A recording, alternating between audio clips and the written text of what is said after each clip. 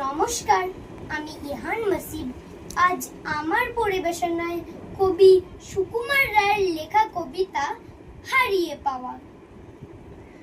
ঠাকুর দাদার চশমা কোথা? ওরে গনসা, হাবুল ভোঁতা, দেখ না হেথা, দেখ না হোথা, খোঁজ না নিচে গিয়ে। কই কই কই কোথায় গেল?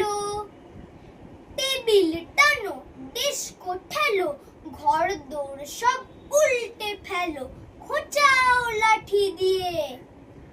খুঁজছে নিচে কুজোর পিছে, জুতোর ফাঁকে খাটের নিচে, কেউ বা জোরে পর্দা খিঁচে বিছনা দেখে ছেড়ে।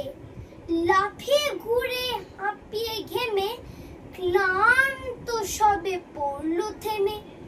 ঠাকুর দাদা আপনি নেমে আসেন তেড়ে মেরে, বলেন রেগে চশমাটা কি ঠ্যাং গজিয়ে ভাগলো নাকি?